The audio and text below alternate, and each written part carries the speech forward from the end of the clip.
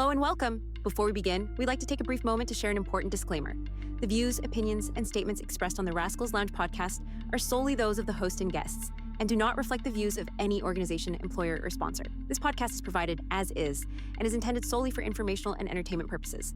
Discussions on this podcast may include topics such as politics, vaccines, the pharmaceutical industry, professional sports, esports professionals and organizations, content creators, music, medicine, law, science, psychology, herbal medicine, supplements, cannabis, nicotine, alcohol, religious leaders, faith-based beliefs, and other related subjects. All commentary is based on publicly available information, personal experience, or personal opinion. Any references to public figures, political parties, politicians, athletes, organizations, religious groups, or individuals, living or deceased, are opinion-based and are not intended as factual claims or statements that could harm reputations. No content on this podcast is meant to defame, discredit, or negatively impact the reputation of any person, group, political party, religious faith, or entity. The host and guests expressly disclaim all liability for defamation, libel, slander, or any misinterpretation of the views expressed. This podcast does not provide professional advice of any kind. Comments or discussions involving doctors, scientists, psychologists, attorneys, athletes, religious leaders, politicians, or other professionals, including those related to health, training, injuries, performance, the pharmaceutical industry, herbal remedies, supplements, cannabis, nicotine, alcohol, vaccines, or alternative treatments, are intended for general informational purposes only. Listeners should never start, stop, or alter any medication, treatment plan, religious practice, legal action, financial decision, or substance use based solely on content heard on this podcast. Always consult with a licensed professional or qualified advisor in the relevant field before making any decisions related to health, law, religion, finance, or lifestyle.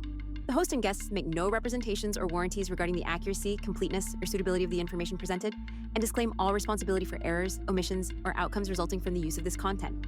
The podcast and its content are provided as is, without any express or implied warranties of any kind.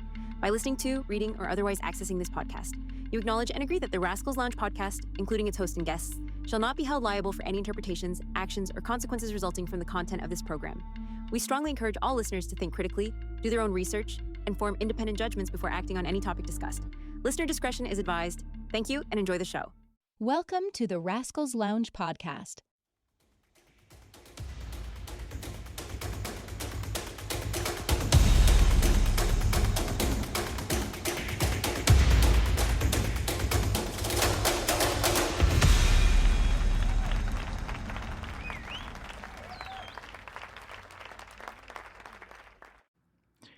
Ladies and gentlemen, welcome to the Rascals Lounge Podcast. Well, today we have a special guest, and guys, she is special. I've been doing a lot of research into stem cells, and let me tell you, this doctor knows what she's talking about. She is a doctor involving and knows a lot about stem cell research and all the goodies, and her name is Dr. Bar. Dr. Bar, how you doing? I'm good. How are you, love? Pleasure. So, Dr. Bar, for all the listeners we have around the world that's tuning in, can you just give us a little brief, history about yourself? What is it you do, etc.? Sure. Thank you for having me on your show. I love it. It's fun. Pleasure. I've listened to a few. It's very kind of diverse and amazing, and it's fun to listen to. So thank you for having me. Thank you. It's such a pleasure. So I'm a physician. I'm a doctor. I started my career like in the 90s, a long time ago. Okay. And my passion was, after finishing medical school, is to learn the new technologies and the new things in medicine that's going to change the world. And that was stem cells at the time. A lot of it was research, and I graduated in Egypt and came to the United States because I was pursuing stem cell therapy and gene therapy, which was very early on in the 90s. And I was hoping to see this and kind of use this in my practice. As soon as I finished my fellowship, I came to Emory University.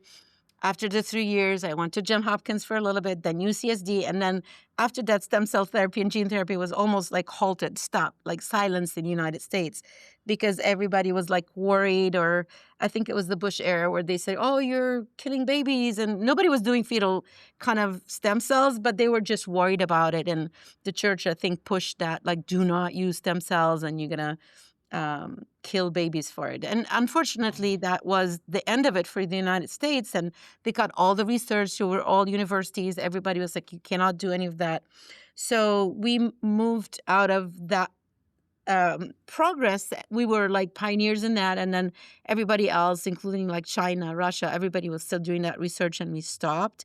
The initial work that was done on stem cell therapy, where I was being trained, is stem cell therapy for cancers, for leukemias, and terminal cases were given to us so that we can give them a chance or a second chance so that they, Mhm. you know, mostly terminal cases. And, there was hope and future for this, very fatal illnesses. Unfortunately, I couldn't pursue this anymore. I had to earn a living. I started a family and all that. So I said, okay, maybe one day we'll end up in doing some stem cells in practice. But right now, I just ended up like pursuing regular medicine. I was trained as a Western medicine, but I had my frustrations. So over 10 years of practice, I worked in a community clinic. I created it for people who couldn't afford insurance and all that kind of stuff. So basically, I was so frustrated with the system. Like, you're dealing with the total bureaucracy. It's not even PPO. Like, it's even worse, Mhm. Somebody's constantly denying people their rights. So eventually I decided, okay, I'm going to do functional medicine, because we're being told by pharmaceutical and insurance companies, just do whatever doesn't work, really. And they didn't care about the patients. They just deny any new things that can have hope for patients. And I was very frustrated with that. And we're just popping pills for people and not getting to the root of the problem, or basically seeing people getting sicker and sicker. And we're not trying to tell them, listen, it's not that pill that I'm going to give you that's going to fix it, right? It's your Mhm. lifestyle. It's all the things that you can do, from supplements or things that are natural that can help you um, modify the root of the problem so you don't have it. Instead of giving you a pill that will give you another side effect, and that side effect will be treated by another pill, and some big company will make more money. Let them shut up. I don't care. But that was my issue, and I figured, like, you know what? I'm just going to do what I, think is right for my patients. I will just advocate for my patients. I will do mostly functional medicine or holistic medicine, whatever you want to call it, integrated medicine. So I started this about 15 maybe years ago, or a little bit more. And gradually, less and less of my work was Western medicine. You still have to suture somebody or maybe give an IV or inject a joint sometimes, right? But most of the Mhm. time, you can do things to fix the problem. And my patients became happier, right? Mhm. And I think also 20 years ago, I decided, like, you know what? I'm going to be, now that I'm cut off insurance from my life, I don't want to be listening to a stupid clerk at one desk telling me, like, you cannot treat that patient that way. And they have no right or knowledge, right? They don't have the best of interest of the patient, because it's all about the money. The more they deny, the more the insurance companies, will benefit. So I started something, it actually in 2001. I started concierge medicine, and I opened the Newport concierge practice, and where people are affluent and they're able to afford my time, because nobody was going to pay me from insurance. And it Mm. was about providing a service for you if you need me, whenever, wherever, however you need me to. And it's me, you, and God, right? Kind of like, I don't listen to anybody else. Mhm. And so it was based on coming to visit you at home if you're sick, like the old fashioned, right? And that was a really amazing journey. That got me into so many, like, we talked about this just when we started, like in radio channels. I was written up a newspaper, The Greedy Doctor, the one who's like going against the current or stuff like that.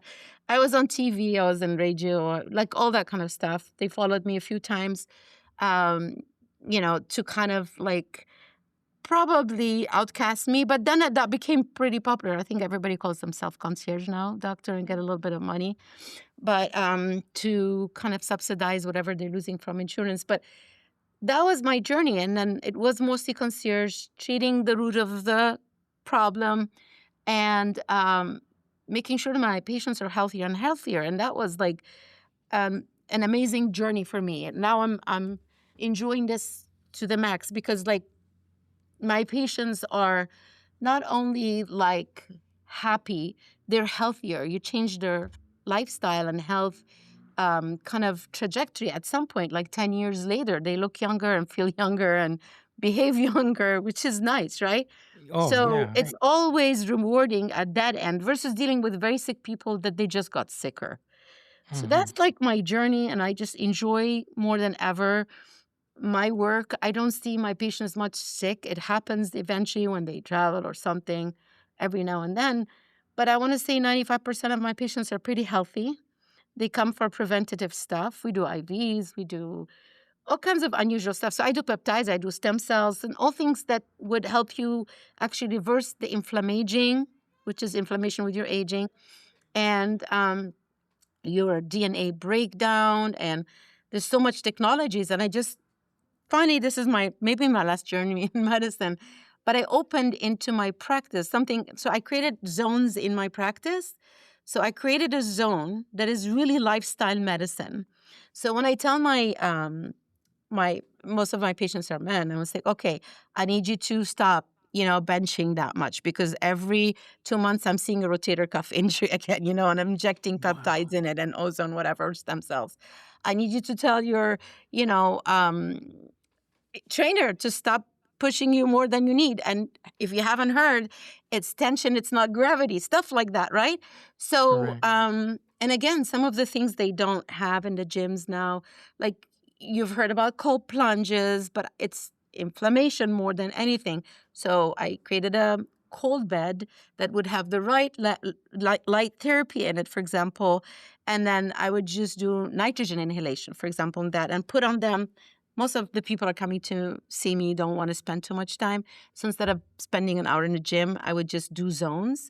And one would be recovery, the one I'm talking about. They would put Mhm. like binaural beads. They're under PMF and red light therapy while they're sitting in the cold, right? They get up, they get nitrogen inhalation, and they leave, right? They get their peptides and bye.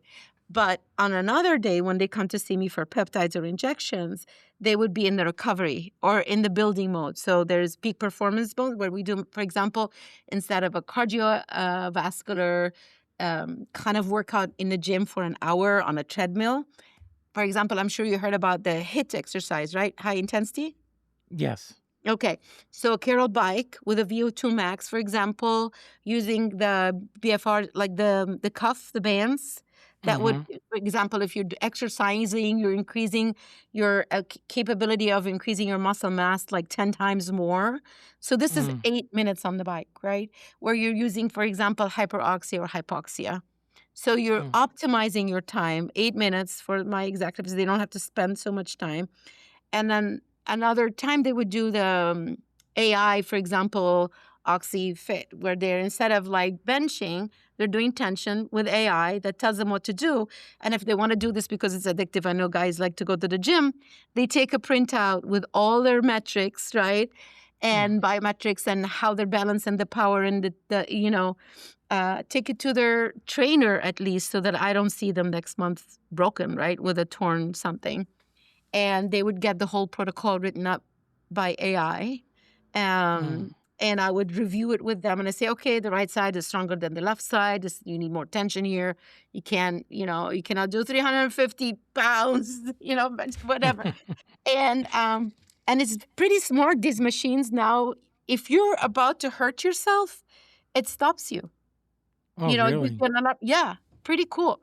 I mean, AI has the benefits and the crazy stuff, but I think it's so nice that you can save time and reduce injuries, right? And at the same time, have an amazing plan to build up muscles properly, to improve your balance, to improve your gait, which is another thing that is important for longevity, right? And it's nice that now I have that lifestyle in a little department. They walk in, they do this, then they get their shots. And every 3 months, they come and do their evaluation and see their labs and get their peptide renewal protocols. Or if they need stem cells or IVs, then I'm still in the same location. And it's a one-stop do everything. And then the last section, the third zone, I'm calling it the infinity chamber, is my stem cell center. So now I have all these zones, and that's the fun part. I don't have to go to the gym. I come to the office and I have one. I have the first zone where we can all just hang out there, and everybody's like trying one of the machines, and it's cool. Wow. So Sorry, when I was talk it? too much. I talk No, too no, no, much. no. You're good. You're good. That's perfect. That's perfect. You're good. So when was it in the peak of your career that you said, okay, wait, I'm really interested in stem cells? And when is it you got really deep into it? So when I graduated in Egypt, I wanted to do something that's more innovative, Mm-hmm. and I was selected to run the bone marrow transplant center in the university hospital, Cairo University. So they said, we're going to send you to the United States because you're going to do stem cells, you're going to do bone marrow transplant, but they're doing, more advanced technologies, and the center is being built. So I came to the United States, and I was very interested in stem cells because that was like the newest kind of technology that promised with gene therapy, stem cells and modifying it with gene therapy. It was Correct. promising, like, if you have a genetic disease or a terminal disease, we can modify your genes through your stem cells, which is your main precursor cell it's your nature pharmacy that can fix anything. It's the mother cell, right, that can differentiate to other cells or can heal and repair. That's the job of the stem cells, any Mm. of the broken tissues. So I was able to come to the United States and work mostly on hematopoietic stem cells. These are the blood stem cells. They're from the marrow, and Okay. these stem cells can replace all your blood elements. Wow. Hemoglobin, the red cells that creates hemoglobin carries your oxygen, or white cells is your immune system, or Mm. platelets. And that was the goal. It was like helping, for example, patients with leukemia or immune deficiencies. We can actually recover these patients by giving them harvesting stem cells, for example, from a family member or somebody that is very close relative, and match them as much as possible and transplants them again for that patient. Or before irradiating the patients, we harvest the stem cells, grow them, and then reintroduce them after cleaning the body from leukemia. So that was very fascinating. And I thought you're giving a Wow. patient a death sentence is reversed basically by treating them with these stem cells. And it was very promising. However, it was stopped for the fear of, you're going to abort fetuses to give somebody's, Mm. another chance. Like, and that was their discussion or their kind of But, debate is but like, if a family has two kids, they might take the, bone marrow from one kid to the other to save the one with leukemia. And it's not fair.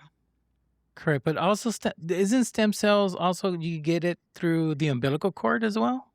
Okay, so stem cells, and that's in my book. I'll send you a copy. It's on Amazon. Okay, perfect. Because I know there's Biohacking three stem ways. There's cells. three ways to get stem cells, right? I think it's the bone Yes, marrow. yes, There is what is called BMAC, if I'm not mistaken. Then the SVF. SVF, Yeah. and there was one more. I mean, you're gonna have to The probably cord, help you me just out. The mentioned the cord. umbilical cord. Yeah. Yes.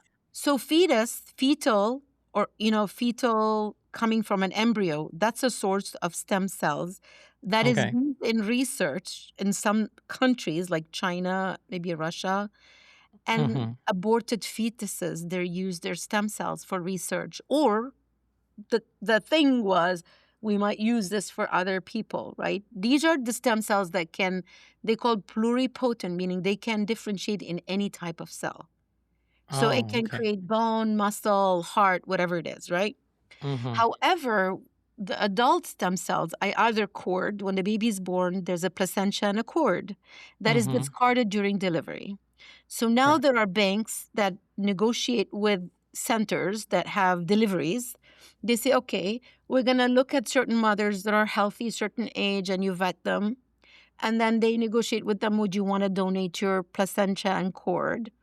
Then they Hmm. are planned, actually, they're known to be planned C-sections. So they know which day they're going to deliver because it has to be very controlled. So the bank receives the cord and the placenta alive at the day of time of delivery, preserved in a certain way, and immediately sent to the bank. That mother is tested for sexually transmitted disease and all kinds of diseases. And then the bank takes that cord and placenta and freeze it while analyzing, making sure it's tested again. Mm. Because that's regulation in the United States. Correct. Yeah. Where each country has different regulations. And in my book, I talk about this because some people are using cord blood for stem cells in Mexico or in Panama or South America, totally different regulations than we have the bank regulation, blood bank regulation, or tissue bank regulation. Also, it falls under those two. These are two, like FDA, these are all government entities that come and inspect and have certain strict regulations and saying, okay, you need to not only check for HIV and syphilis like everybody else in different countries, or hepatitis. So you're checking all for hepatitis. There are certain HLTB, like different viruses that are not very commonly tested in Mexico or Panama or whatever. And there are certain things they don't test for. There's totally different regulations that I'm sure you can give $10 to your inspector and he'll be happy. You know what I mean? In Mexico, like the police officers that stop you. But I'm just saying, the regulations are totally different in the United States, but there is strict regulations for cord blood bank. So this is the number 2, cord blood banking. The cells are called mesenchymal stem cells, MSCs. And these MSCs have limited potential of differentiation. Remember, the other one from the embryo can make mostly any cell, eye, liver, heart. These are mesenchymal and mostly work on more of connective tissue organs. So it can fix muscle, tendons, bones. Somebody maybe with certain immune stuff like diabetes, autoimmune diseases, right? You're familiar with the term? Yes. More common, like now people know diabetes, right? Because it's like, I think 90% of the people have insulin resistance in the United States. So, yeah, I'm just saying. It's from the food. And then the other thing that it can fix, so we said bone, tendons, ligaments, right? Immune. And skin issues, like if somebody, like you want to hair, skin, stuff like that. So we use them for cosmetic stuff. I use it for sexual health. I do pee shots a lot. That's one of my, we work with men. So for ED and sexually, kind of compromised tissues where, with age or vessels, blood vessels, or people are on Viagra, better than that, just do a pee shot and go back to fixing the root of the problem, remember? So we do pee shots. We've reversed hair damage and aging, which is awesome. Yes.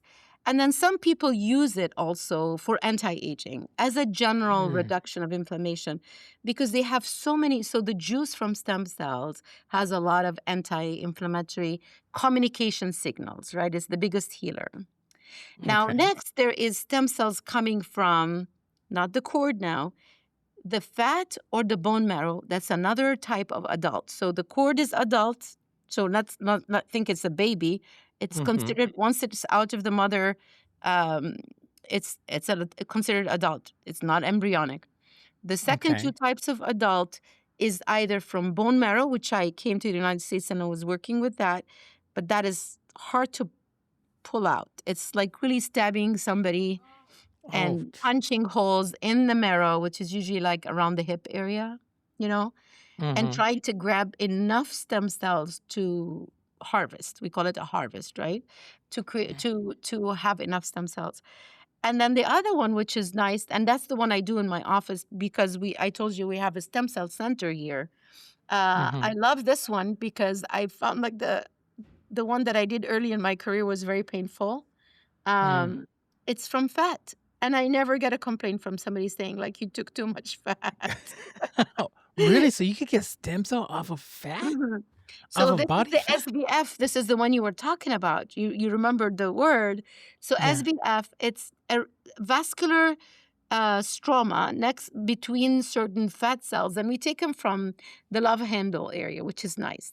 Almost at the back, the flank, which everybody's happy to get rid of. And except very skinny people. So you take that fat and you process it in a certain way. The stem cells live dormant in certain vascular areas around those blood vessels, around the fat cells. Like they're almost like hugging the fat cells. So you take it out. We have a machine. It's called the time capsule, believe it or not. Really? Yeah. And it was invented, a really nice physician. He passed during COVID, unfortunately, Dr. Berman. And that machine I got trained with them to be able to use that machine to extract those stem cells. So you Wow. spin it and you purify it and you count it. Now you have an option to send it to a bank to expand it. Mm-hmm. And the same thing with bone marrow. You can do the same thing. You can expand it in a bank, send it and then they bank it for you, right? Correct. Or you can use it the same day. You can inject a joint. Remember we said it fixed the cartilage and the bone and the muscle Mm-hmm. and, injuries in joints and back pain and all that kind of stuff. So we can extract it that day and do a body treatment. Usually we do a full body treatment because we have enough.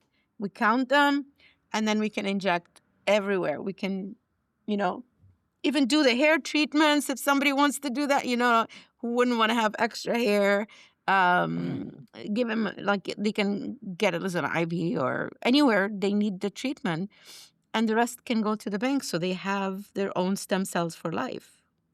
Wow. I So know. this is something that I could just go in, get stem cells removed out of my body, keep it at a bank, and Yes. whenever I need it, Yes. it's there. Wow. You That didn't know is that, huh? no, I did not know that. I did not know that. That's amazing. Because I know I've heard of cases people try to save their kids' umbilical cord Yes. for future, Yes. something was to ever happen if they need, something in the future, like, or they have some type of a condition or kidney condition, they have that embryo, the umbilical cord, I'm sorry, that could help them out in the future. Yes. But I never knew I could take out and then save it, in case of an emergency. That is so wild. That's crazy. Now, And it's for life. It's not only for emergency. So I have yeah. patients coming like every year Mm-hmm. to get a treatment, which is amazing, right? Like, if they're sick or not. So if they're sick, they come and use it. Like, God forbid, also use it for patients that think, like, for example, it can help them with dementia, Alzheimer. I had one patient with Parkinson, and he was getting those infusions, and he stops the trembling for 2 to Really? yeah. So it can help with degenerative brain diseases. There's a lot of clinical studies. There's a clinical study. I was in a conference, and I think it's in England, and now people having a heart stroke, like a cardiac stroke, Correct. if they use the stem cells within 8 weeks, the heart does not become fibrous tissues, like rigid, and Mm-hmm. it can regenerate with muscle again. And that's what killed the Wow. patients after a heart attack. It's not if they didn't die from the heart attack itself. They would die later because their heart is failing, because they cannot replace the muscle tissue that was ischemic or, kind of suffocated. So their body cannot repair with enough muscles because the stem cells are weaker as they're aging, as we're aging. And actually, I have a whole chapter in my book talking about how can you improve your stem cells. So biohack them, right? I'm into biohack. Correct. So So, you could make them healthier. You could biohack them. So when you could get them to retrieve, they're perfect, basically. yes, that's what we do mostly before we Wow. actually harvest. Yeah, you got it. That's amazing. Now, why is there so much contradiction? I mean, so much stuff against it. It's you could get a lot of therapies around the world, but the United States is like so hard, to find to do like these therapies. People have to go to Mexico, they go some other countries to get worked on. I think it's lack of education, or maybe the misconception that it has been banned before. FDA is not going to regulate it because it's not a drug. You know how the Mm. system works here, right? Yeah, if it's So not making money, then Mhm. why? For the FDA. So who's going to create stem cells drugs?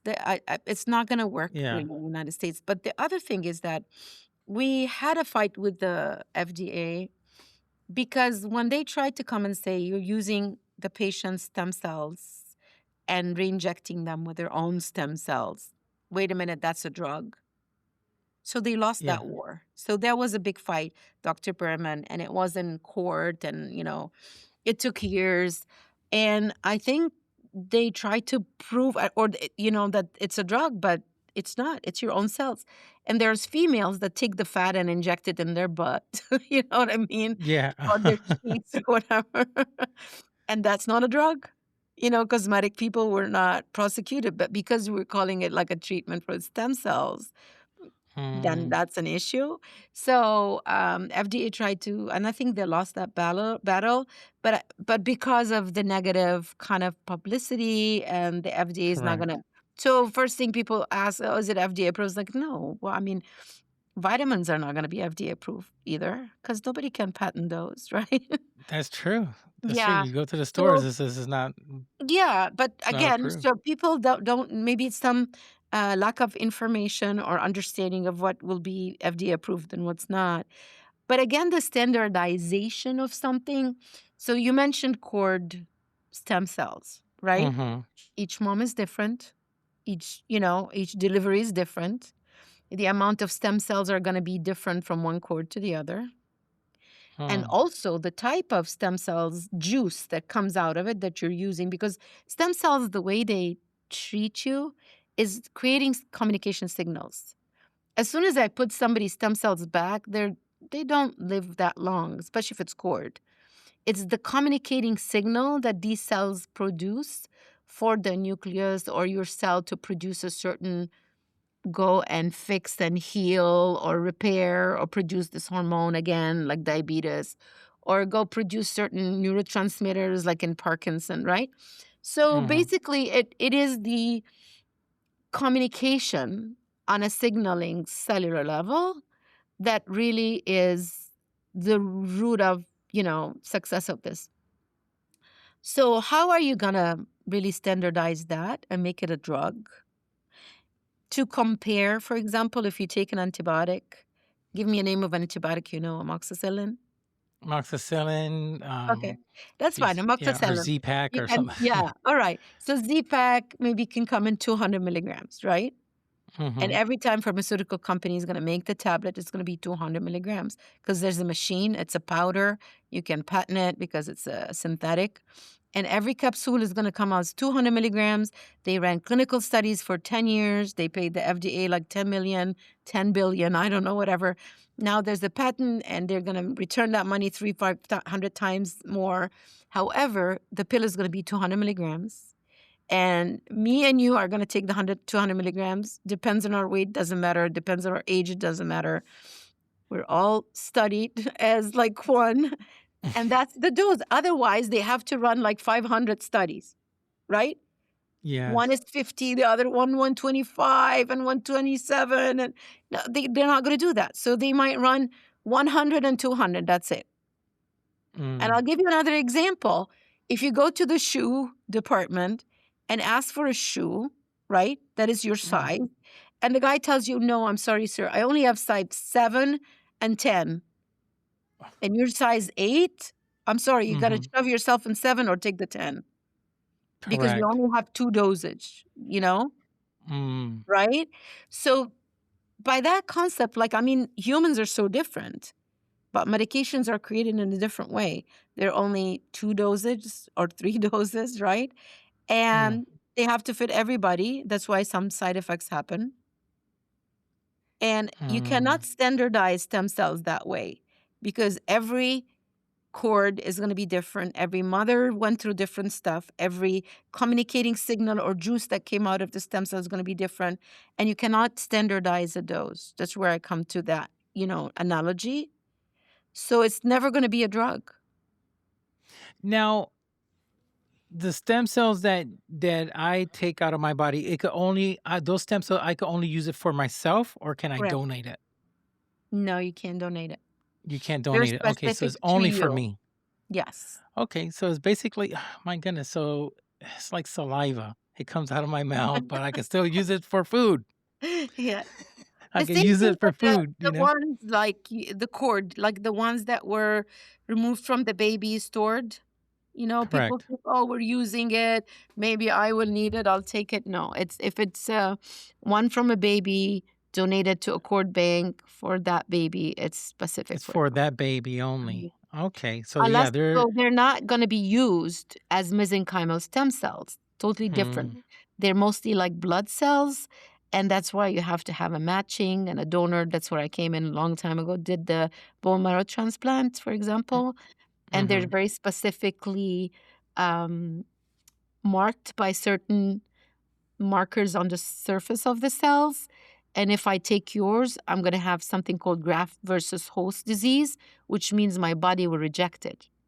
So Oh, that's wow. why they try to match as much as possible, maybe siblings or cousins or parents Mm. giving, a kidney to the other person that's related. And they still match it, but it's never identical. Very, very Okay. rare cases where identical twins have exactly the same markers around their cells or tissues. And that's why Wow. most people, when they get a transplant, they are on medications to suppress their immune system so they don't reject it. Wow.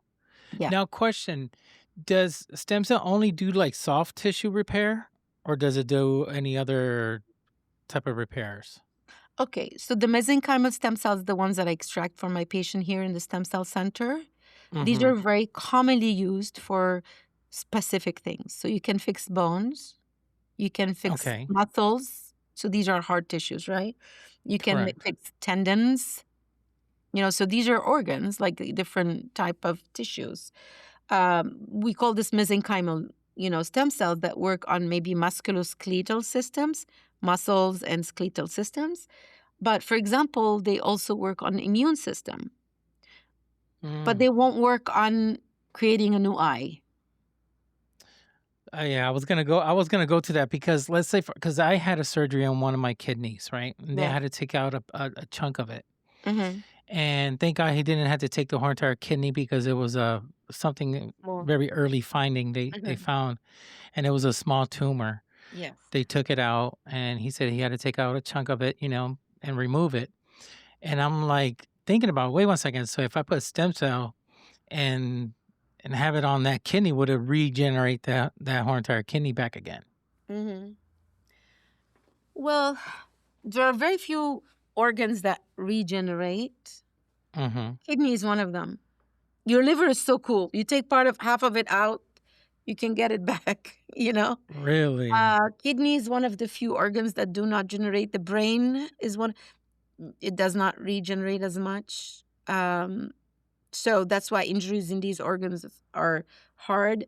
But God created two kidneys for us, and you only need Correct. one. So be careful with that kidney. A lot of people Yeah. don't need one kidney. I got one and a half or one and That's a fine, half, I but you can think. live Yeah. with one fine. Just Oh, save it and watch for it. wow. So that's amazing. So when these trials that they were doing, were they doing these trials and tests on like on sheeps and animals first before they start doing them on humans? Yeah, I mean, like, And so I think I was like surprised doing the research on my book. Stem cells were like in 1960, they were working, I think, on the bone marrow stem cell stuff. wow, Like, they back were, then. that's a long time. We're living Yeah. almost like 100 years and we're still like barely walking, right? So Yes. it's interesting. They've done a lot of these like stem cells. I think it was Europe, Switzerland, or places like that, where they took tissues and organs from animals, sheep, and they they use it for humans. Yeah. Wow. But That again, is they're not identical, remember, right? And correct. some of these countries, like they would use the marrow, whatever. And you know what? This is ancient medicine. That's why people eat organs. And you know Mm, what I mean? Brain and kidneys. And yeah. Back then, yeah, yeah, and I still there was a lot of making capsules now. cannabis. Are you into Yeah. biohacking? They have them organs like liver and kidney and all that crazy stuff, Yeah, testicles. because if you eat a lot of like, but it's kidneys and liver and the Hmm. meats, stuff like that. They say it's really good for you. And they're making capsules. They're making organ capsules right now. Adrenals. Yeah, Yeah. that's amazing how technology has come about and how to cure. I was really unaware that stem cells help Parkinson's because there's this actor that I love a lot is that's from the Back to the Future, and Yeah. so I see him on having this disease, and I mean it's just Yeah. like, well, I can't. I feel so bad, and I'm just like wondering what can he do? What else can he do to help himself out? And it's It, sad. You know who had, I think, I'm not sure. Was it Bruce Willis's father or somebody? or Bru- There's a lot of people that try to um, educate and talk about these things, but again, it's kind of hard because they can come after you and all that kind of stuff. yeah, Um, that you cannot claim cure. Well, I'm not claiming cure. I mean, I never tell my patients, okay, you're going to take this and you're going to be completely cured from yeah, whatever. I mean, I don't cure patients. God does. Anyway, I'm just a tool. If I have some true, knowledge, I just share it and try, you know? yeah, But, and, and I think it's just hard because people don't know the real, available possibilities that are out even in different countries that could be available for them here if they want. Um, and it's important to learn more and be more curious as Americans. We don't usually go out and research it. I think now that we have Grok and Gemini and all these things, and before it was just yes, Google, right? So people are searching more and learning more and maybe taking charge, like biohacking, taking charge of your own health more than just waiting for somebody who maybe is your primary care that did not read that article that you're looking for, correct, but it's available online and you might know more than he does.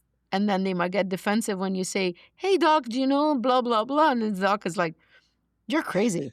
This is not proven. We're never going to do this prescription for you. You know what I mean? And they yeah, get all defensive.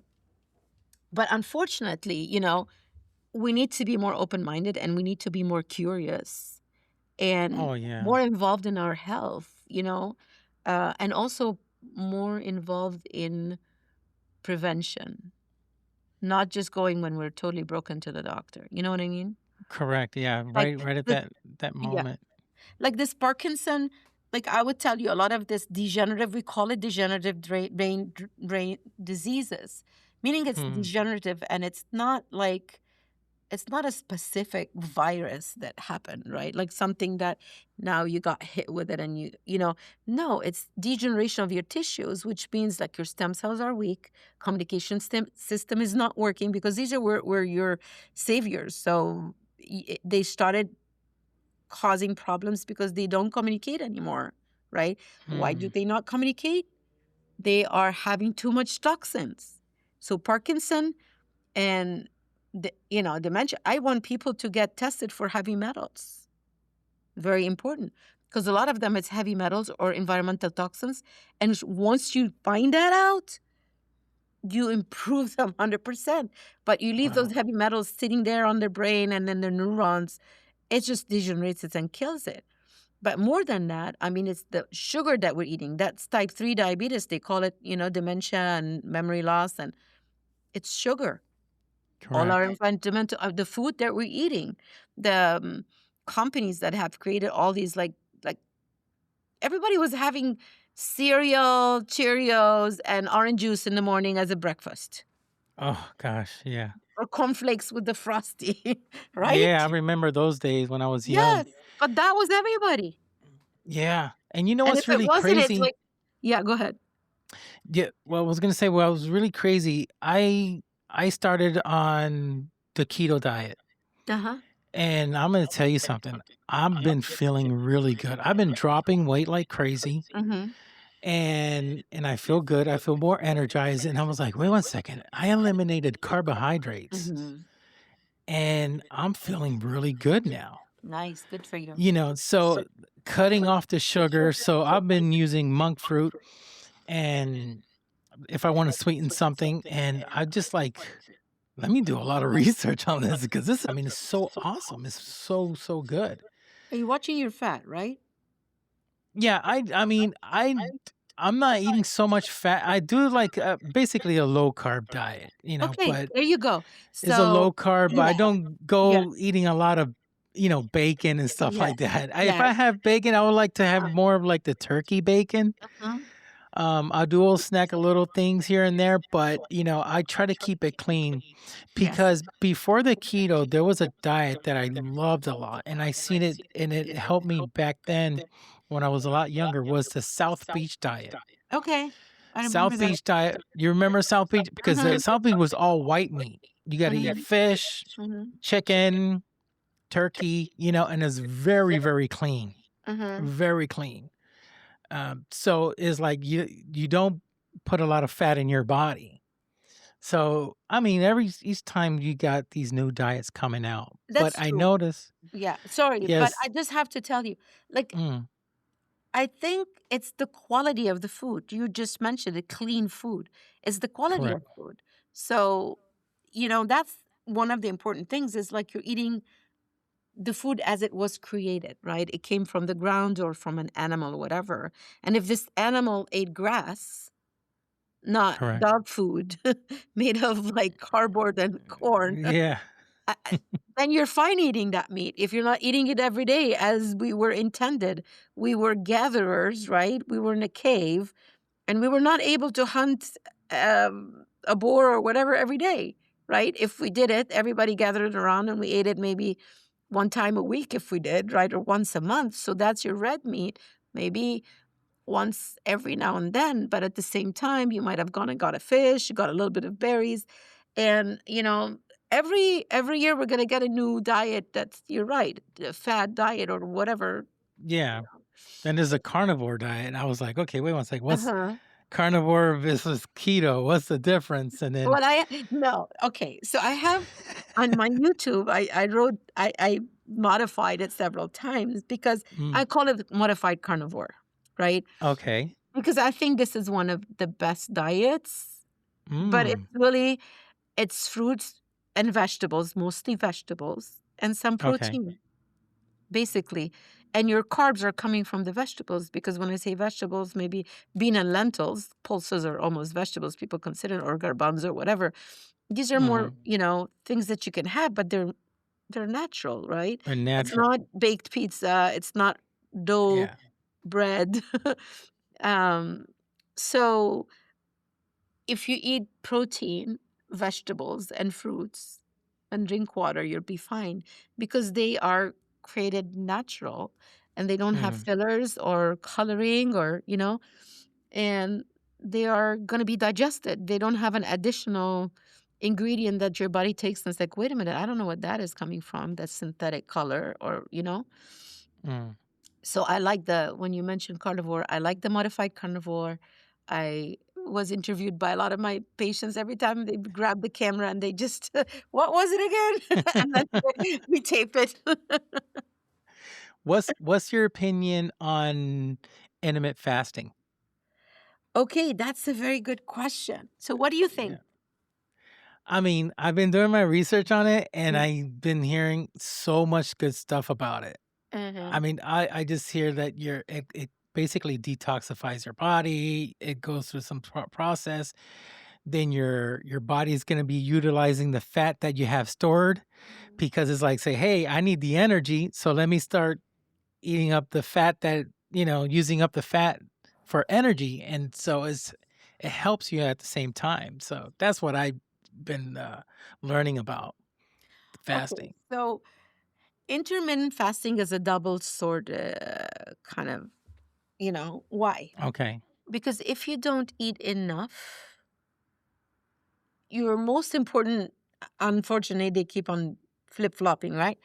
Your most Mm-hmm. important meal is usually in the morning versus late at night.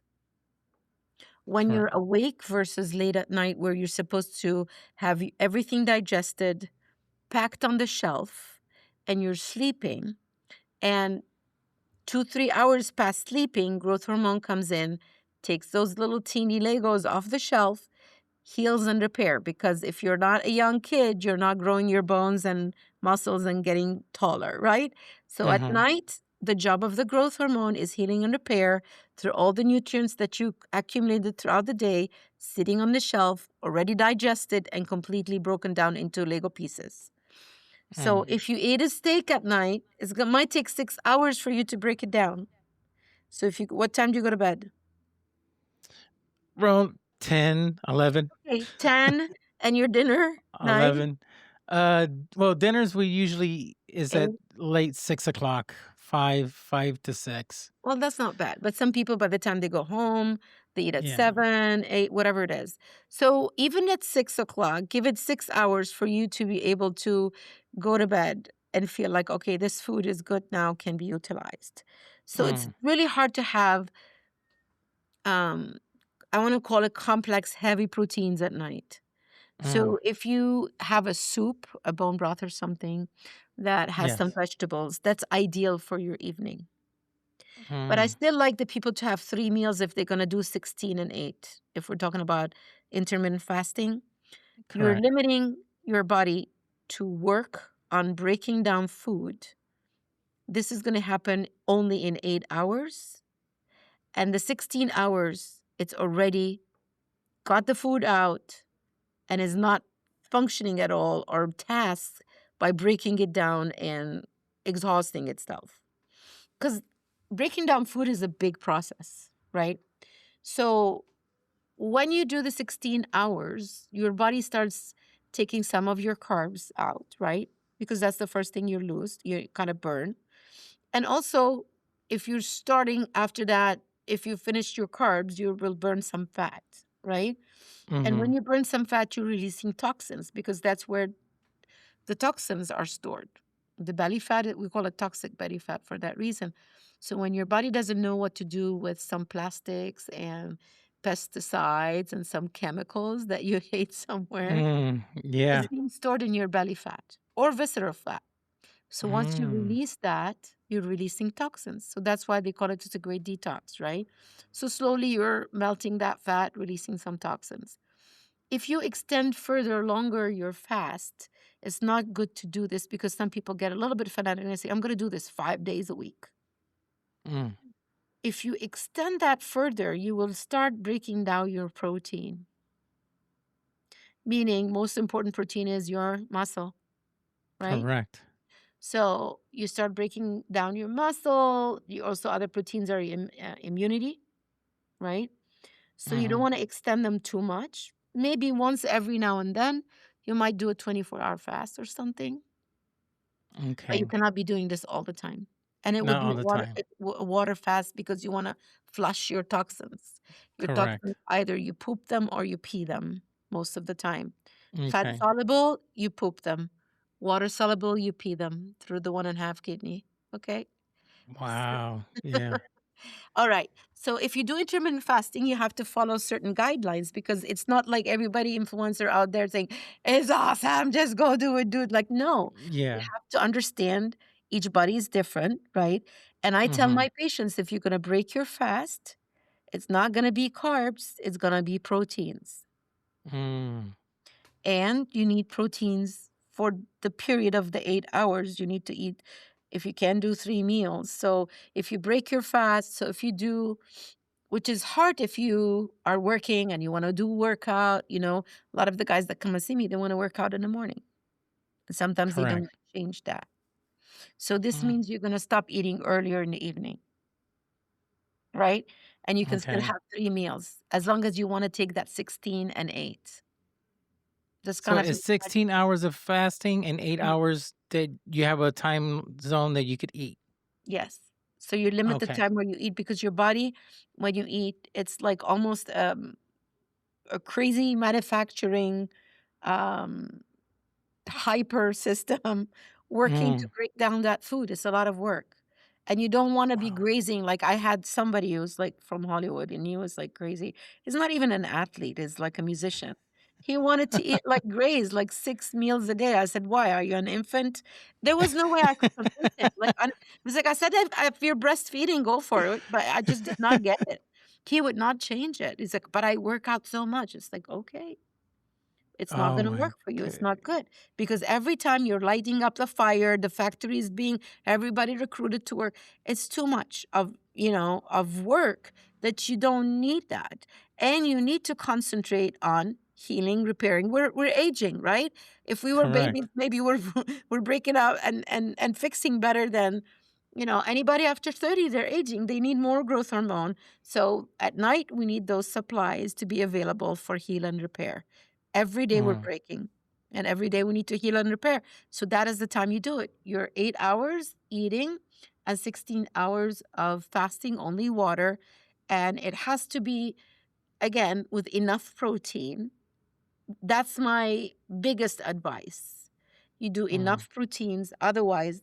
So maybe like if you want to build up 1.5 gram per your kilo, or something like that. Like maybe 150 grams of protein for you or something like that, or even mhm. 200. So you're building. Yes. So that's going to be hard if you do that in 2 meals. What are you going to do? Eat a whole chicken, Wow. bone Yeah. broth, 2 eggs, you know?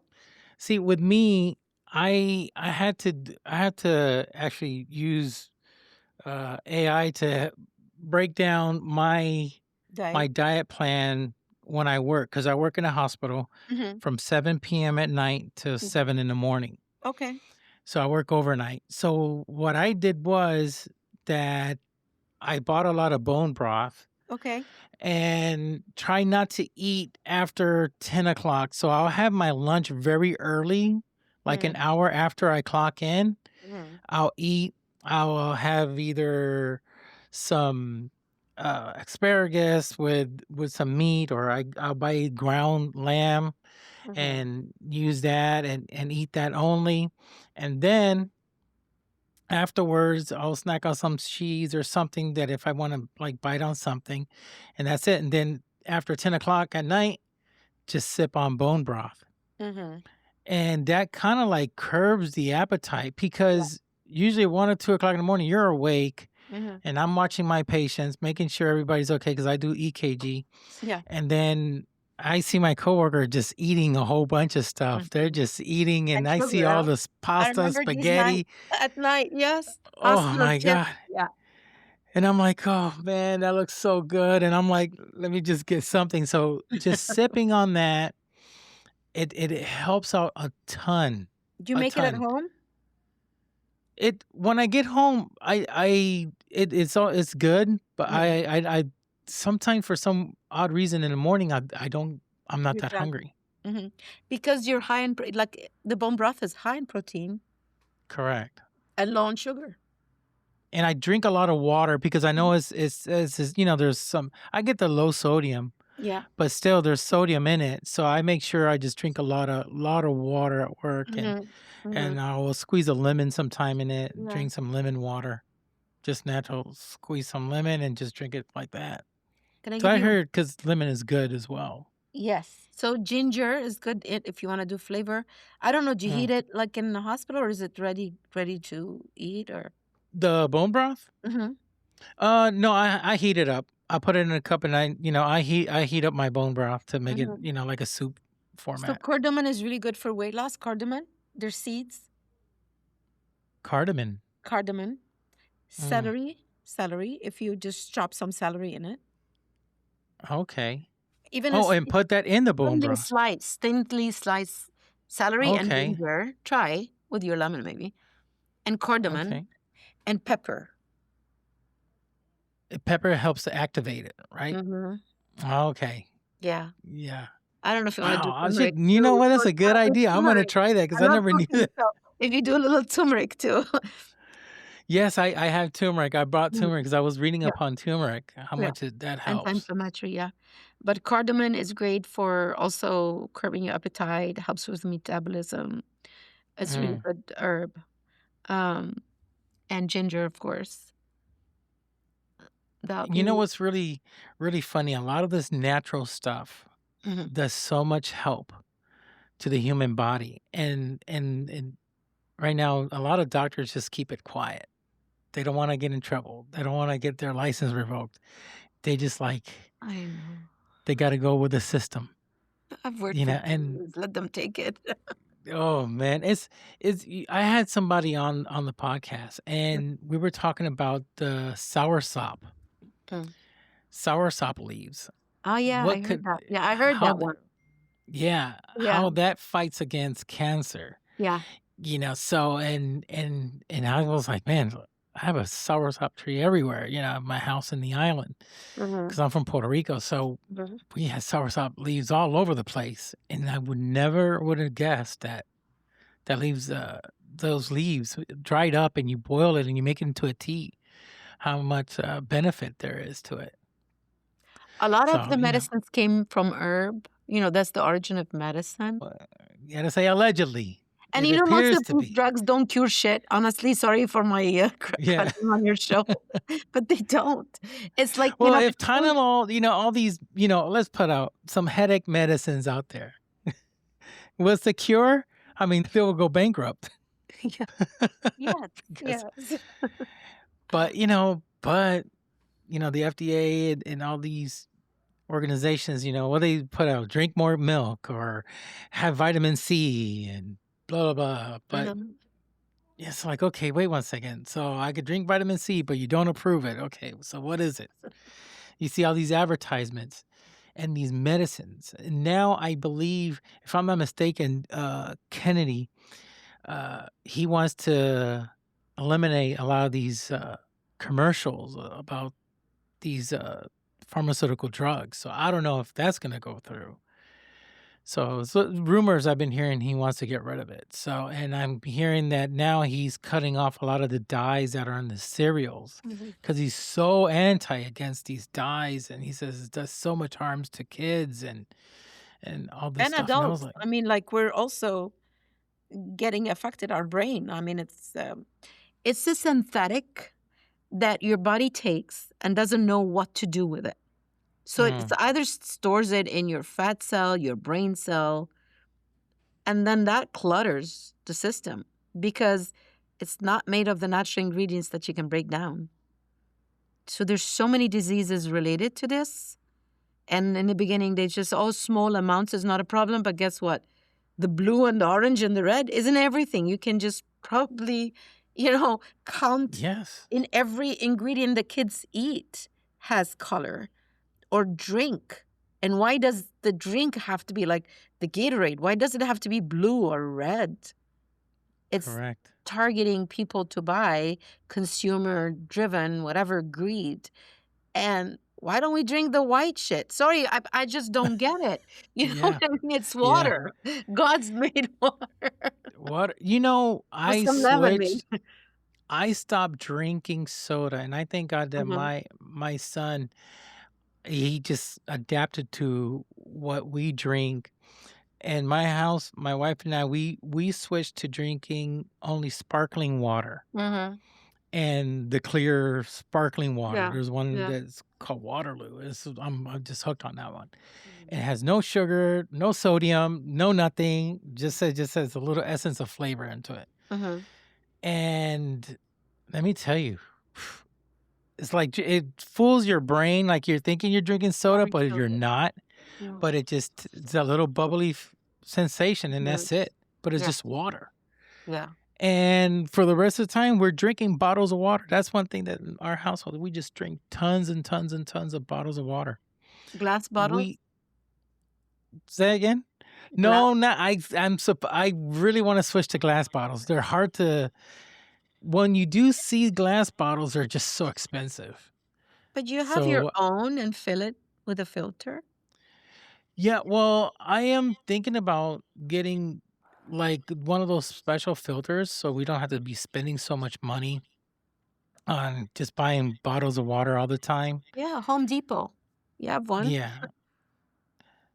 I mean, don't they? I think there's also the ones. Yeah, Home Depot, they do sell those filters. Yeah, under I the think you sink. plug it in under the sink, right? Yeah, yeah. Yeah. Yeah, that will So, save you on the plastic waters. And then honestly, I just tested myself for plastics and I thought I'm really clean. I was in a conference and I was reading about it and I figured like, okay, there's only one test so far in the United States. I couldn't find, I've been wanting to know and test people for plastics because it's a hormone disruptor. It's bad, right? mm, You know what I'm talking about, right? Hormone disruptor. yeah, It's yeah, the horrible. plastic, It yeah, just goes into your cell and fools it, thinking that it's estrogen or it's really bad. So kids, adults, everybody's being affected. they're claiming now, so through the research, I read that article on X where we met, that I posted it. It's about the plastic teaspoon in your brain right now as we speak of plastics. Wow. Yeah, on average in a human being, adult like us. So basically, I went and tested myself, and they have the different types of plastics. Everything was good except the very small one. I had like a big hole line going up. So now I have to Wow. figure out how I'm going to clean that. Do they teach you or they show you how to eliminate that off your body? Well, I know how to do it. No, this is a test that we had to send it to Netherlands or something. And the United States Okay. doesn't want to do this. They will not do it. They are only testing plastics in commercial stuff. Like it's only a commercial test, not for Oh, humans. okay. So that test had to go to, I think, the Netherlands. It was a conference in Las Vegas. So I sent my sample, and now I'm going to send more of my patients. Actually, I just sent maybe 20 samples last week when I came back.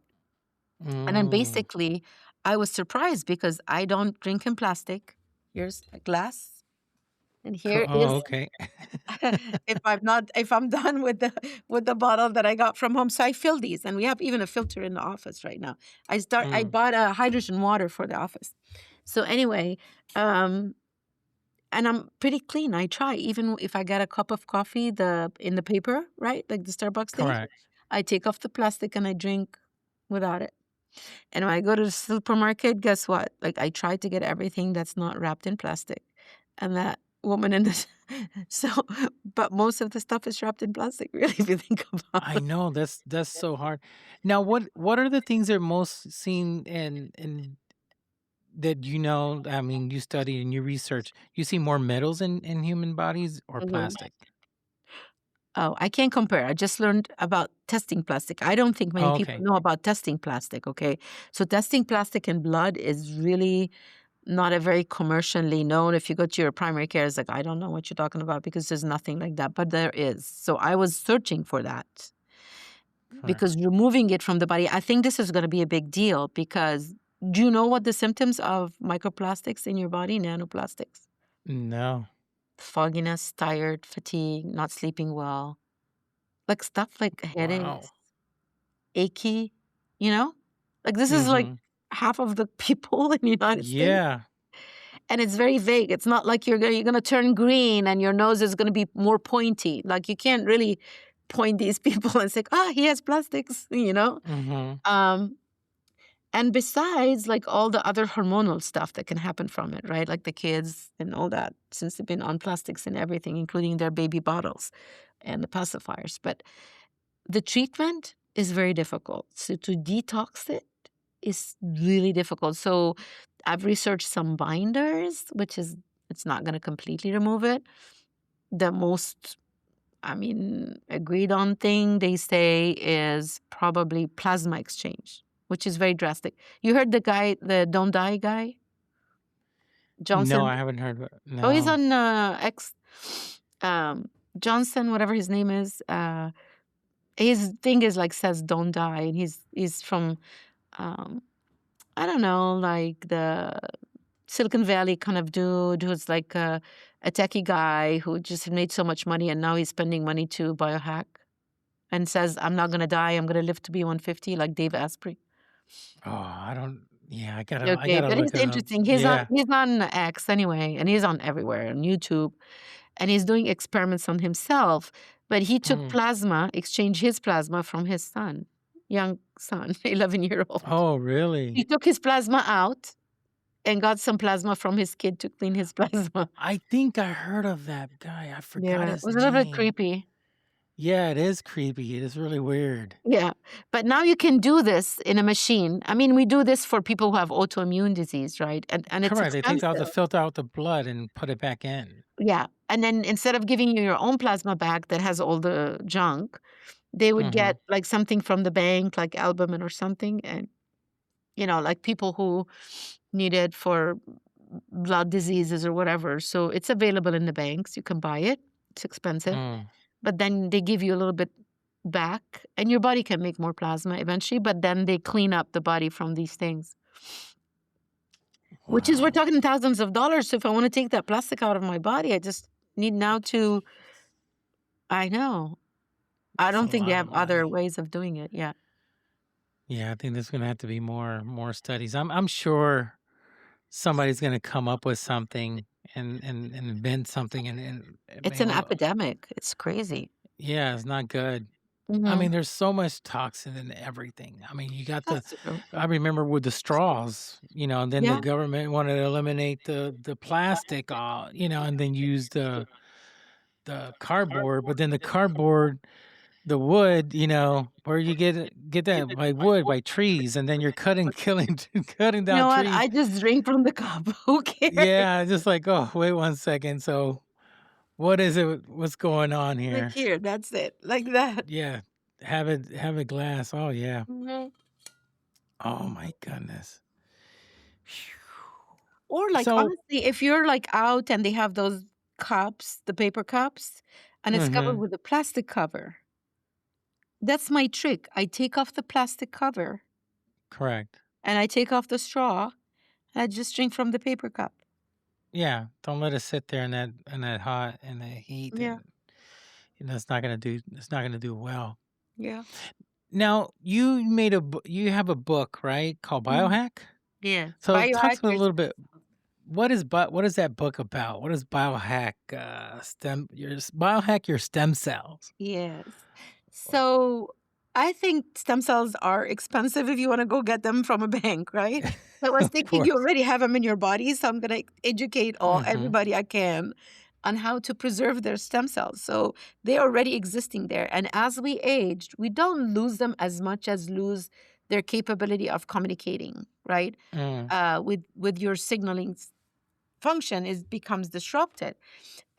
So that's the first stage, and then you start losing more of them and they die, or you don't have at maybe 80, 90 anymore, a big source of stem cells. And as long as we're alive, we have stem cells. They come out and repair and fix, right? They might not okay. be as robust, which is like strength, which we can work on, or they Mhm. might not be as abundant, right? Like if millions were coming out because you have hurt your knee and fell and scraped it, and the bone is like achy because there's a hematoma or a bruise. Now your body sends an army of stem cells from the marrow or from wherever the source is, and sends those stem cells to create a signal for healing and repair. So you have them. Same thing in the gut, same thing, any injury that you have, your body is recruiting its own stem cells to go and do that. However, there's so many things that create senescence or aging or weakening of your stem cells. So, as biohacking empowers people to take charge of their health and be stronger, and instead of waiting for somebody to tell them what to do, by eating healthy, by doing intermittent fasting a little bit, by going to a sauna, but all these good things. Mhm. So I figured there are things that you can do to keep your stem cells healthy. And I created a chapter for that. So I created a chapter for people to learn about what are the things that make their stem cell kind of weak. For example, smoking, right? Or eating sugars or chemicals, right? Pesticides, these things. Mhm. Um, these are things that you can easily try to avoid, or clean your environment so that you're not hurting your stem cells. But at the same time, there are certain things that can help your stem cells to be healthier. One of the things that you can do, some people do the intermittent fasting, for example, that creates autophagy, cleans the zombie cells and help your stem cells waken up, to work. The other Mm, thing, for example, the cold plunge, they used to say that, or the cold. I'm not a big fan of the big cold plunge because it can create cortisol or, stress. So you can do a mm, cold shower in certain areas, or, cold exposure, certain genes. So that can help with stimulating your stem cells.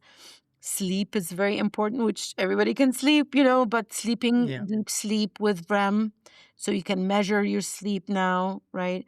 Certain foods that can help you, or peptides, for example, epitalin, copper peptides, GHK, can help you. Resveratrol, for example. So all these things, I started putting them together, like research based, and created a whole chapter for you to be able to say, okay, I can keep my stem cells healthier as we go. And these are the things I don't want to do because alcohol, cigarettes, blah, blah, these things are going to damage my stem cells more, right? Mm. Chronic viruses. There are certain things that you can look for or avoid.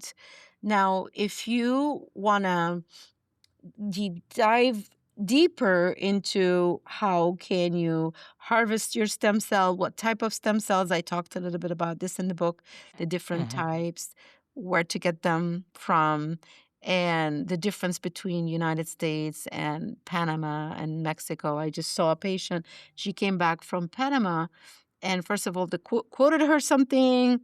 Then she went there, they made her pay more. And then she came back. She called me. I do house calls. And she was even feeling worse. Her back pain was worse. So you Oh got to be gosh. careful. And when she had a little reaction, it's like, oh, yeah, I expect that. But that doesn't mean it's right, because she had an allergic reaction to the stem cells that were from a Mm. cord, from somebody's cord. Or maybe infection. I have no idea, because when she tells me this happened a week after the stem cells when I was there and they said it's okay, it does not make sense, right? Mm-hmm. So anyway, so I talk about these things, the regulations, what to look for if you're going to do treatments, right? And what is it good for, right? Like, because we talked about, like, it's very common to think about that you say, I'm getting old, but Mm-hmm. chronic disease and aging is very close to each other. So if somebody says, oh, now my, bones are achy in the morning. When I wake up, my joints are achy, I'm more fatigued. I am having, like, the bone is like osteoarthritis, the back pain, for example. I'm getting diabetic. My hair is gray. All these things are aging, but these are stem cells aging, and then you can start reversing that in all your organs, which is cool. So aging is a process that you can delay now, because now we understand the genetic basis of it, and we can help the stem cells to reverse that a little bit by being healthier, which is cool too, That right? is cool. So I could reverse my gray hair? Yes, you can. Really? Yeah. That's GHK, amazing. it's GHK is supposed to do that. GHK peptide, I don't know if you tried it or not. They say when No. you use GHK peptide, it helps the hair to return from gray. Wow. Yeah. But That's amazing. yeah. So in So this book, it kind of like it shows you all about that stuff. That's yeah, nice. I thought it would be good educational. Of course, like maybe in a couple of years it won't be as current, but a lot Mm-hmm. of the basic stuff will be, because at the last chapter I talk about all the advances. So for example, a common thing that, Mexico and Panama says, oh, it's illegal in the United States. And you hear the actors and influencers saying that, like Rogan or whatever, because they tell them that, right? But because Mm-hmm. they modify the stem cells. You heard about muse cells or genetically modified. So Mm. that's unsafe, right? It's not a good thing to do. But Yeah. they do this in these countries. They expand it. So they modify the stem cells. So that is what, or you've probably, most people, like I just had one of my patients say, have you heard about muse stem cells, or genetically modified? They would Mm. modify it with a virus, and that virus can eventually cause cancer at some point, because we don't have the long-term record. We don't know. Yeah. The study, the science Yeah. studies behind So it. these are the new things that I put in there, and I figure, like, okay, these are interesting, but these might be making my book, like, in a year or two. We need to update it, right? You need It's to you need online. to do a revise or do Well, another it's book. online too. Like, I did an Audible on it. I asked, remember I was telling you, Jeremy, who helps me with IT, he had a really Mm-hmm. good voice, and I said, would you read it? I don't have a good voice. You can just Well, Is that- audiobooks is, I'm going to tell you, if you could do an audiobook, it it's is. amazing. I mean, I will love it. See, I always had ADHD. Mhm. For me, reading a book, Yeah. it's a pain. I had to find it interesting for me to grasp and click on it and just Mhm. start reading it. Mhm. If I find something boring, there's something that I'm not interested Yeah. in, it takes me a long time. It's like I read one page, go into the second, and then my brain starts did I did this? Did I do that? I'm like, I'm gone. It has to be interesting too. It has to be Yeah, interesting. yeah, But audiobooks, I mean, I could just yeah. tune I in and I I feel you. I feel the same way. I just cannot read the big textbooks like before. So it's on yeah. Audible. But my other fun book actually is like you can't keep it, down. It's Hmm. called It Can Be Hard. It can be hard. You know what I Okay, mean, I see what you did there. Oh, those for those that have that need that help in that department. yeah, I tend to have a sense of humor in the office because That's you have funny. That's good. to. Thank you. Now, your books are in Amazon. where can on Amazon. Okay, Yeah, perfect. easy. Yeah. Like I figured like I'm gonna do it myself. I wrote long time ago a book and then my hard drive crashed and I couldn't figure out how to get it back. And now it's so easy. Like you can publish it and get it over with versus waiting for somebody to do it for you. Correct. Correct. Yeah. Wow. Amazon publishing. It's easier. Yeah. I mean, I'm sure that you could do also get your books in Audible, It is and on I think Audible. Yeah. oh, really that But I one? had somebody to read it. It can be You hard. had to Yeah. No. okay, but my Yeah. thing is The stem okay. cell one, Biohack Your Stem Cells, is on Audible. Oh, is it? Okay, Mm, perfect. Oh, awesome. I could just go ahead and get it there. thank you. Or I Yeah. mean, I could even buy and just read it myself because I'm always been fascinated about this stuff. And when I was just looking at it and just reading stuff online, I'm just hooked. That's when I knew I could just get into it It has a lot of and learn. practical stuff. The stem cell one has a lot. Both of them have. It's mostly practical Hmm, stuff. The second one has more humor to kind of correct. to educate also young people about their own member. You Yes. and a lot of myth that's out there and a lot of wrong stuff and a lot of things that actually to improve the health because I think it's like a lot of people don't want to talk about their penis or with anyone, not even their Yeah, they doctor. feel. Yeah, Yeah, no, they don't. Yeah, I was that way. Now the older, I'll just talk and I'll say, okay, I feel this or what's wrong, yeah, and the older I'll just, no, no, you're perfectly fine. You're good. I'm yeah, like, yeah, okay, phew, I was exactly. worried. Yeah, so it's good to talk, to Hmm. your doctors and just tell Yeah, them everything. yeah. Wow, so you only have 2 books So far, yes. I have so another far. one on peptides, but I have not been able to finish. Okay, Yeah, on hormones and peptides. okay, phenomenal, phenomenal. Well, I'll tell you what, when that book is done, I want you back. Thank you. I want to bring you back here and but listen, I know the time is of essence. You're at work and you took this time to be on the podcast. I want to thank you so much, Doctor. I mean, Thank this you. was phenomenal. Thank I you. learned so much and I'm sure Thank you so that a much. lot of people around the world that tunes in, they're gonna learn it. They're gonna enjoy this Thank you episode so with much. you. Thank you so much. Um well, tell everybody all your socials, where they could find you, where they could get your books, everything. The stage is yours. Oh, thank you so much. Well, my name is Dr. Iman Bar. So that's usually like my YouTube channel is Dr. Iman Bar. Um, and then my website is drbarx, drbarx.com. Um, and I don't know what my Instagram is. I think it's Dr. Iman Bar as well. And I'm on TikTok, I'm on Reddit. I love these things. It's fun. I'm always up early in the morning, so people usually send me messages like early in the morning and I answer on social media, which is cool. If I have too much time, but I do for that stuff, it's fun.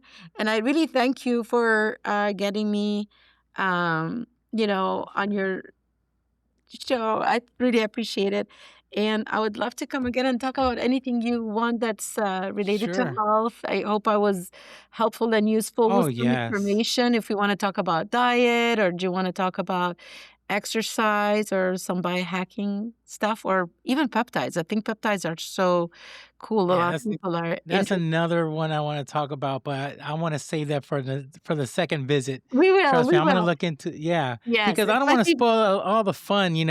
We're doing now the stem cells and all this, and then we'll go to the peptides and Yeah, we'll dwell especially it's on like a that. very important topic. A lot of people are taking the wrong doses or the wrong stuff, because there's Hmm. a lot of stuff out there on your, chat rooms, and everybody's Yeah. is an expert now because they're selling it. Yeah. Well, yeah. Yeah, Whatever makes money. yeah. So. So yeah. All right. Okie doke. So also you're on X as well, right? That's where I got to this. You're Yes, that's why we met an ex just yep, recently. Yeah, I yep. lost my password a long time ago, and then Oh, Jeremy Lordy. helped me get back on my social media. So, and it's fun. I mean, I Good. have time in the morning, and I just love to do that. But I'm sure everybody could find your socials as well. There's probably there are links to it to your website, right? Yes, everything is on the Okay. bottom of my, yeah, LinkedIn, all of them. Yeah. Okay, And perfect. I'm Well, always in publishing an article every week as much as I can, and a video on YouTube every week about all kinds of stuff. Like, people ask me questions, so I usually grab the mic and do it, or grab the phone and create a video, or, get inspired. I was like, okay, we'll talk about it. And then we do it. phenomenal. Well, No big doctor, production, promise. thank you. Thank No, you're good. Thank you so much. It's been an honor, thank you. It's mine. and it's a truly is a pleasure and an honor to Thank have you you. on, and we'll make sure to get you back here Thank soon. you. Thank you. And I'm sorry about the time difference, but Oh no, you're good. You're perfectly good. no, I'm Trust me. very touchy on that one. And Sorry about. I would have done anything I can to make sure I could get you on here so Thank to you, hear dear. you out. It's Thank you, dear. phenomenal. And next time we're drinking less water in plastic.